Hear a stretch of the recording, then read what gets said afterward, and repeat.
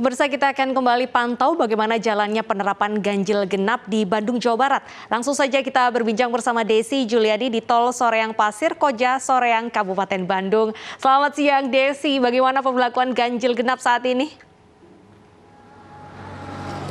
Selamat siang Deta dan pemirsa, untuk pemberlakuan sistem ganjil genap di wilayah Kabupaten Bandung ini terbagi ke dalam beberapa waktu. Deta dan juga pemirsa, di pagi hari ini diberlakukan pukul 7 pagi maksud kami sampai dengan pukul 9 pagi. Kemudian juga di sore hari pukul 4 sore sampai dengan pukul 6 sore. Dan untuk mengetahui informasi lebih lengkap terkait dengan penerapan sistem ganjil genap di wilayah Kabupaten Bandung ini, saat ini saya sudah bersama dengan Bapak Ibtu Sugiharto, KBO Satlantas Polresta Bandung. Selamat siang Pak Sugi. Selamat siang Mbak. Oke Pak, kalau kita berbicara perbandingan hari penerapan pertama kemarin, bagaimana di hari kedua ini Pak Sugi? Untuk hari pertama kemarin masih tampak kemeriahan dan masyarakat juga masih belum mengerti. Tetapi alhamdulillah pada hari kedua ini masyarakat sudah mengerti, memahami akan adanya pemberlakuan ganjil genap, sehingga untuk masyarakat sudah mulai mentaati peraturan. Demikian Mbak. Oke. Sanksinya apa Pak bagi yang melanggar Pak? Untuk saat ini kita tidak ada sanksi bagi yang melanggar, tetapi kami arahkan apabila sekarang ganjil bisa lurus ke arah Mapemda dan genap ke arah kiri, tetapi masyarakat yang tidak mau belok kiri ke arah perempatan Gading, kita sarankan untuk kembali lagi masuk ke arah Tol Soroja. Demikian Mbak. Oke. Pak, ini kan untuk sistem penerapan ganjil genap ini hanya di pagi dan juga siang hari. Menjelang akhir pekan, apakah ada tambahan waktu? Mengingat sekarang kalau kita lihat nih pemirsa di belakang kita, ini ada petugas yang sudah bersiaga. Pak Sugi.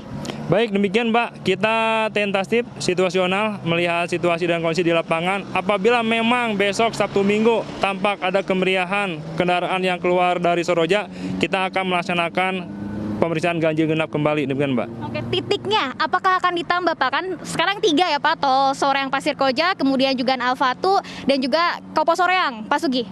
Betul Mbak, kita situasional tentatif apabila ada tampak lonjakan kendaraan yang mengarah ke Soreang Kabupaten maupun ke arah wisata, kita akan menambah titik lokasi tersebut. Demikian Mbak. Baik, terima kasih banyak Pak Sugi atas informasinya. Selamat bertugas kembali Pak Sugi. Ya, itu dia tadi Deta dan juga pemirsa bahwa memang untuk meskipun penerapan ganjil genap di wilayah Kabupaten Bandung ini sudah ditentukan waktunya pagi hari dan juga sore hari, namun jika memang terjadi kepadatan kendaraan yang akan masuk ke Tol Soreang Pasir Koja, ini akan diberlakukan secara situasional. Dan penerapan ganjil genap ini dilakukan untuk mengurangi mobilitas warga Kabupaten Bandung sendiri maupun juga pendatang yang akan masuk ke wilayah Kabupaten Bandung. Deta. Baik, terima kasih Desi. Semoga aturan ini bisa memutus mata rantai penyebaran COVID-19. Selamat bertugas kembali. Pemerintah Kota Yogyakarta resmi menetapkan objek wisata Malioboro sebagai kawasan wajib masker dan vaksin. Sehingga siapapun warga yang datang ke Malioboro diharuskan memakai masker dan sudah menjalani vaksinasi COVID-19.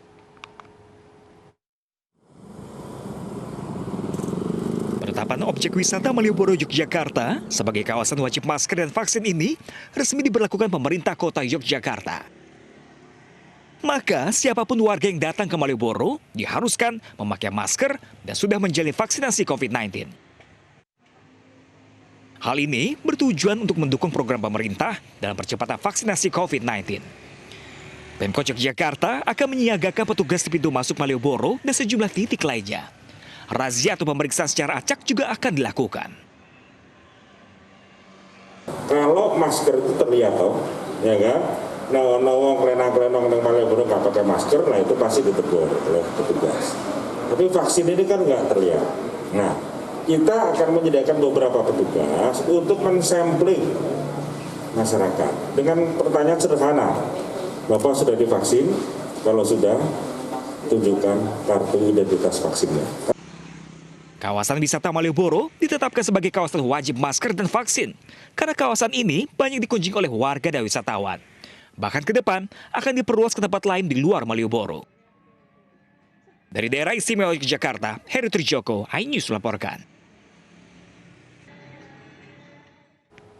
Nah, apakah aturan ini sudah diberlakukan dengan cepat? Langsung saja kita menghubungi Anissa Rizkia di Jalan Malioboro, Daerah Istimewa Yogyakarta. Selamat siang Anissa, apakah aturan wajib masker dan vaksin sudah diberlakukan bagi wisatawan atau pelaku usaha? Ya, Deta dan juga pemirsa, memang betul Malioboro ini sudah ditetapkan oleh pemerintah Kota Yogyakarta menjadi kawasan wajib menggunakan masker dan juga wajib vaksin. Sejak pagi tadi, menurut pantauan kami di lapangan, memang sejumlah pengunjung yang ada di kawasan Malioboro ini tidak hanya dari dalam kota saja, melainkan dari luar kota. Mereka saya tanyai, memang mereka sudah mengetahui bahwa adanya kebijakan yang diberlakukan.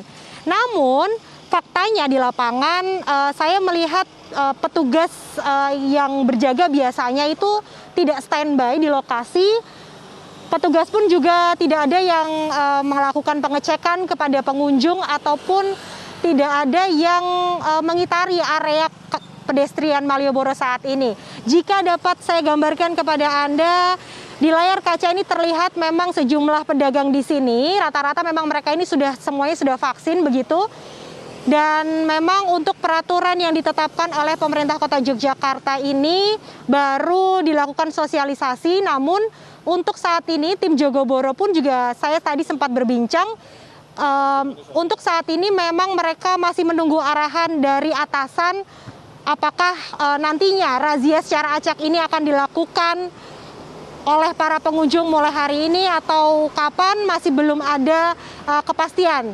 Namun dapat saya gambarkan kepada Anda, ini di belakang itu sudah tersedia pos pengecekan begitu, tertera. Ada tulisan zona 2, ini merupakan kawasan zona 2 di mana di Malioboro ini terbagi ada 4 zona dan masing-masing zona ini nantinya akan ada petugas yang standby melakukan pengecekan awal.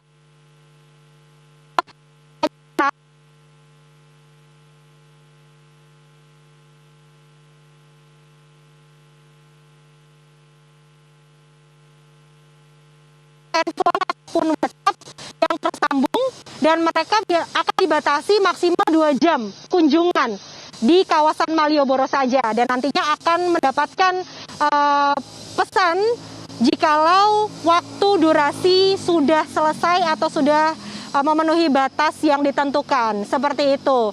Demikian data laporan sementara dari kawasan Malioboro, Yogyakarta. Saya kembalikan kepada Anda di studio.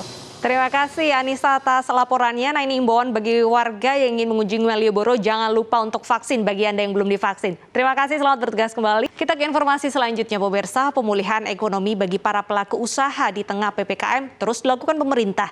Seperti di Jawa Barat, pemerintah daerah setempat telah mengizinkan mal dan pusat perbelanjaan dibuka dengan sejumlah pembatasan. Selain membatasi pengunjung 25% dari kapasitas gedung, pengunjung juga harus menunjukkan kartu vaksin atau swab antigen dengan hasil negatif COVID-19.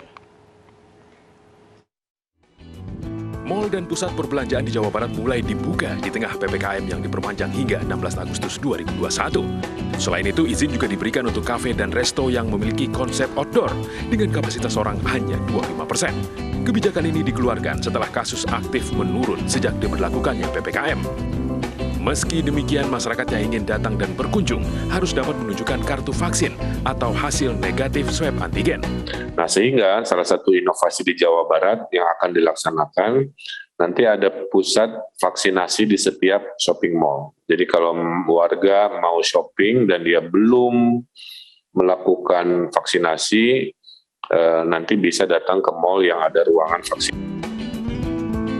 Pemerintah Provinsi Jawa Barat terus melakukan pemulihan ekonomi bagi para pelaku usaha yang terdampak selama PPKM. Pemulihan ekonomi akan terus dilakukan secara bertahap dan penuh kehati-hatian. Dari Bandung, Jawa Barat, Diki Wismara Ainus melaporkan.